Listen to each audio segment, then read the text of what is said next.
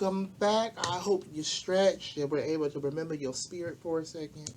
Okay, so now we are able to jump into this. This next section, we'll be focusing on rhetorical appeals. Rhetorical appeals. This is something that some of you might be familiar with, but we're going to go a little bit more in depth this time, all right? So let's go ahead and get started. All righty then. All right, so rhetorical appeals are strategies designed to persuade others. These appeals work together to build an argument. So notice there's four. What? There's four of them. Yes, four. So we're gonna talk about all four. Three that you know, three you know, and one you probably don't. So let's talk this through. First, let's talk about ethos. So ethos is an argument based on character. An ethos argument focuses on authority, experience, and audience values. So you're looking at a person's credentials, so their degrees, their awards, professional experience, personal experience, and also common language shared by the community is also a part of the ethos. So the point of ethos is pretty much substantiating the fact that you have the ability and the authority to talk about a topic. Ability and authority. I think that's crucial to the discussion for a lot of people. You have to have both the ability and the authority to have this conversation, to talk about this topic, I think. So it's a good thing to look at who's talking. What do they bring to the table? Or, the organist, or if it's like a advertisement, or if it's like a video, who did this? Who is the company behind this? Do they have, what is the rationale? Like, what have they done to say, yes, you should buy from us? All right, then we have logos. Logos is an argument based on logic. So it focuses on facts and other forms of tangible data and rational thinking. So logos can include inductive and deductive reasoning, statistics, and using rhetorical modes. So let's deep dive into this one really quick, okay? So inductive and deductive reasoning, there's a difference between the two. Inductive reasoning is going from like a smaller point to a much larger idea. Okay? Something like cause and effect. So this is the one thing that we see. This is a smaller thing. So how did we get here? And we widen out the scope to see how we got here. Well, deductive reasoning is the opposite. You start out with something very general, very big, then you work your way in to get to the specificity.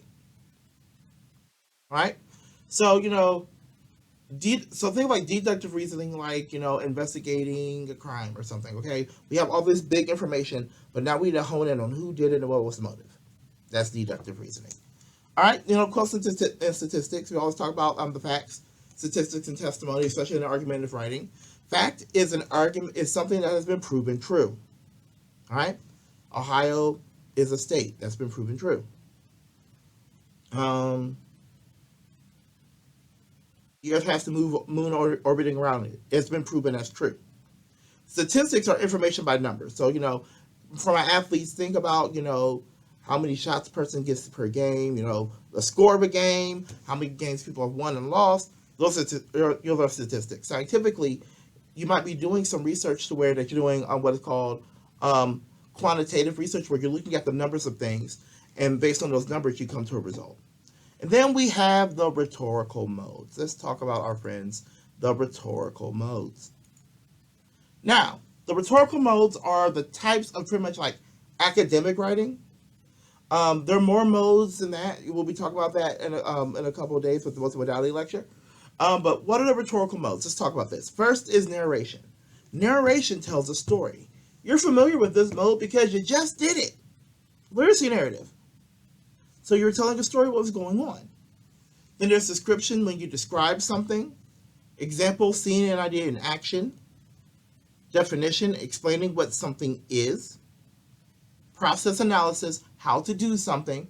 If we were in person, I would be talking about how would you make a peanut butter and jelly sandwich, and we would go down the steps. That's process analysis. Division, classification, take something large and put it in smaller parts. Okay, so you're explaining how the animal kingdom is broken up into subgroups. Comparison and contrast show similarities and or differences. Cause and effect shows how something happens or the effects of something happening, and then problem solution, identifying a problem and proposing a solution. Now, here's the thing about the rhetorical modes. There can be multiple rhetorical modes in one thing. So, sometimes you have to do process analysis, but in the process analysis, you'll need to define certain things in there and then explain how it solves a problem. Or, in this process, looking at if you do this, this will happen, cause and effect. So all of them work. You can have more than one in a given thing. So it's not just, it has to be this. All right. Next, we have pathos. Let's talk about pathos really quick.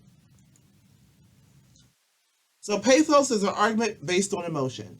So you're looking at emotionally laden language, descriptions and imagery, and then personal experiences can be both ethos and pathos. You see this a lot, especially in debates, and when people are like trying to evoke a response. Not so much them giving a response, as trying to get a response out of you. So pathos could be not just the words they're saying, but their body movements. Or, if someone's crying, is automatically you have an emotional response to someone sitting there crying. If you have an emotional response, like I remember growing up watching Feed the Children commercials. And I remember watching, they always show like the most emaciated child they could find. It's like they sought this child out. Like the most emaciated, like thin, hadn't ate for a long time child with flies on it. And we're looking at this child and they're going, you should feed the children in Africa. Ain't been all right. Where's my wallet? I need to feed the children. Pathos. We see it a lot. Like, especially like the music you use behind something.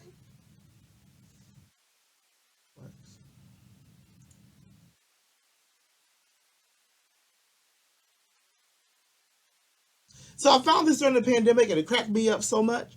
It tickled me so. We've been in a pandemic for 6 months. The federal government gave people $1,200. Somebody said for just $6 a day, you too can sponsor an American. Then Sarah McLachlan, the writer of In the Arms of Angels, said this: if you need a soundtrack for this commercial, let me know. So I can't play the video for you because hashtag copyright. But y'all see this commercial, the lady in the background, like you see all the dogs, in the arms of the angel. So you have to pay for it. And the dog with the one eye, the dog with the three legs, the dog is just like shaking, like the dog is just like in the cage, like it's cold or something. And then this lady, Sarah McLachlan, comes on in a very soft and calm voice. For only 5 cents a day, you too can sponsor and help save the life of a dog in your local area. Call now. We will also send you a bracelet, a calendar, and a tote bag donation. Remember, dogs are our friends too, and we should care for them. Now, I'm going to leave the commercial in the description so y'all can watch it for yourself if you have no idea what I'm talking about. So all those things, the music, the injured, emaciated, shaken dogs, and then the fact that she's talking at this level of voice, convey the message. It's pulling at you. It's telling you. It's making you going to be like, I don't want to talk. Where's my wallet? I gotta help him. It's making you have an emotional response. Now, what if she came at you? Now, what if they picked the most vicious looking dog, and they had like "Nuck if you buck" in the background, and the dog just growling at you, and then you got somebody yelling at you like, "Look, you need to pay this money for to help these dogs, man." No, you would be like, "I ain't paying them their stitch of money." It's not giving it's not giving the message that's needed. Intentional choices. There's one I just thought of and I lost it, but it was good. It was good.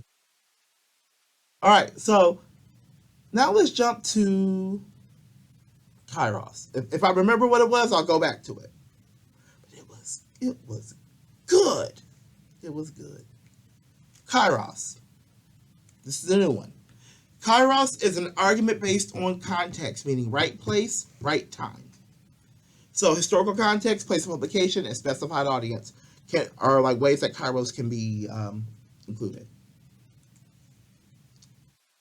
So for me, I mean, I teach, I do all this other stuff, and y'all know I'll be busy. One of the things that I really pay attention to is attire and body language. Here's why. To be able to function in many spaces, you have to make sure you're meeting the norms of the space. Context. So if I'm coming to speak to you, but yet I am not conforming to the norms of the space, it muddies the message. It makes the message miss. So if I'm literally walking out in jeans and a t-shirt, and this an organization is like, hey, we wear suits and stuff and all this stuff. You know me, I'm suited and booted. So I walk in with jeans and a t-shirt, everybody else is wearing suits. That's not working. I've already given the wrong message in my attire, or even in how I say things, or even if I'm giving the wrong message. So it's vital to understand what is surrounding it. Like, what are the norms of what is surrounding what is happening? What is the historical context? Like, we read a lot of speeches, like, we read a lot of civil rights speeches and things like that. I have to, or even older stuff, like, how language is used in books. I mean, people are really quick to go, we need to ban all these books, blah, blah, blah, blah, blah, blah, blah. But you're missing the meaning in terms of context. What do that mean? What do I mean by that? In the time of publication, that was okay. They were able to say those things, and nobody's going to be like, oh my gosh. Now, since culture has changed, it's not okay in this present time. But we have to get the best understanding of what's happening in this text, in this film, in this document. Go back and understand the context of the day. And based on the context of the day, make your judgment.